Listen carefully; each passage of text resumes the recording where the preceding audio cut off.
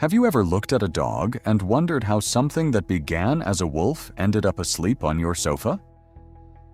Most people assume it was a decision, that at some point in history, humans looked at wolves and thought, we should tame these.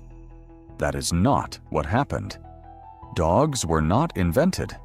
They were not planned. They were not the result of any human intention at all. They were an accident. One of the most consequential accidents in the history of our species. And the story of how it happened, tens of thousands of years ago in the dark beside a fire, is stranger and more remarkable than most people ever get to hear. To understand how dogs came to exist, you have to go back to a world where they did not. Around 30,000 years ago, modern humans were living in small bands of 20 to 50 people, moving constantly across vast landscapes, hunting, gathering, surviving in an environment that was actively trying to kill them. Winters were brutal. Most hunts failed. A single injury could mean death. And at the edge of every human camp, just beyond the reach of the firelight, wolves waited.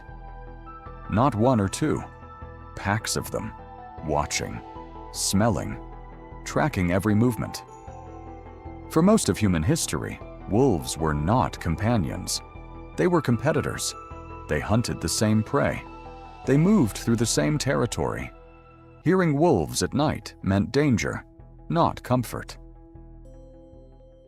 Is what most people never consider about the origin of dogs. Humans did not go out and catch wolves. The wolves came to us. Humans are extraordinarily messy eaters. Even during periods of scarcity, hunter-gatherer camps left behind bones, scraps, half-eaten carcasses.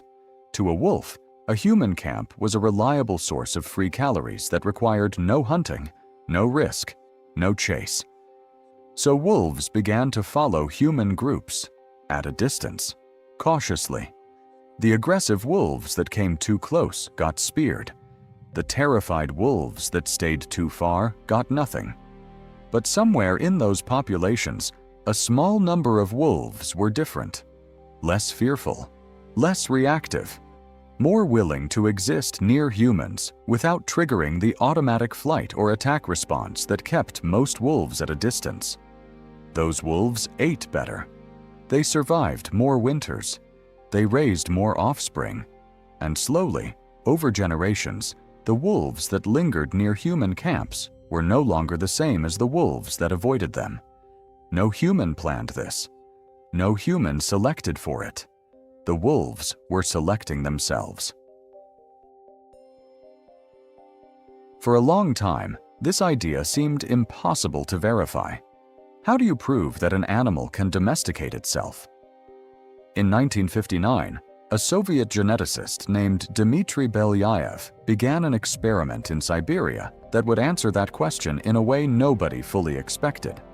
He took wild silver foxes and began selecting them for breeding based on one trait only: tameness, not appearance, not size, just which foxes were least afraid of humans. He did not train them. He did not teach them anything. He simply bred the calmest individuals, generation after generation. Within a few decades, the foxes began behaving like dogs. They wagged their tails. They sought human attention. They whined when people left the room. But then something stranger happened. Their bodies changed too.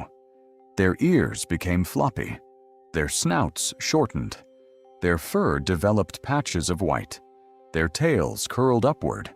Nobody selected for any of those physical traits. They appeared automatically alongside the behavioral change. At some point, humans noticed what was happening at the edge of their camps, and they realized something extraordinary. These calmer, smaller wolves were useful. Wolves hear things before humans do. They smell predators approaching from distances no human sense can match. They track prey through terrain and conditions that leave human hunters with nothing. A wolf lingering near camp was, without any training at all, a living alarm system. When predators approached, it reacted first. When strangers appeared, it noticed before any human did. And humans, being humans, began to lean into that. They started leaving more scraps near the edges of camp, encouraging the calmer animals to stay closer, tolerating proximity that previous generations would have responded to with a spear. Two species that had spent thousands of years as competitors began, slowly and without ceremony, to cooperate. And once that cooperation began, both sides changed faster. Dogs began adapting to human diets, developing the ability to digest starch in ways wolves still cannot. Humans began relying on dogs for tasks that changed how successfully they hunted, how safely they slept, how far they could travel. Some anthropologists believe that humans with dogs survived at significantly higher rates than humans without them, that dogs did not just join our story, they may have helped write it. Here is where the story stops being biology and becomes something harder to explain. In Germany, archaeologists discovered a grave from around 14,000 years ago. Inside were the remains of a man, a woman, and a dog, buried together, carefully, with deliberate arrangement that suggested intention rather than accident. But it was the dog's bones that stopped researchers. He had suffered from a severe illness as a puppy, the kind of illness that, in the wild, would have killed him quickly. But the bones showed he had survived it, for weeks, possibly months. That means someone fed him when he could not feed himself. Someone kept him warm. Someone chose to spend food and energy and time on an animal that was offering nothing practical in return. Because somewhere in the thousands of years that had passed since the first wolves crept toward the firelight, something else had grown between the two species. Something that the bones in that grave, 14,000 years later, still carry the evidence of. Dogs were never planned. It began with scraps beside a fire, with wolves that were slightly less afraid than the others, with humans who noticed something useful at the edge of the dark and moved slowly toward it. And what grew from that, across tens of thousands of years, was something neither species could have anticipated.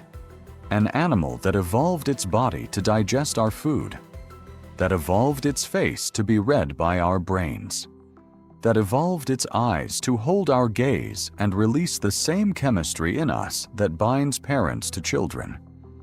Dogs are not tame wolves. They are something the world had never seen before. A species that shaped itself around ours so completely that the two became inseparable. And tonight, somewhere in the world, a dog is asleep beside a human, the same way one was 14,000 years ago in a grave in Germany. The accident that started it is long forgotten. What it became is still here.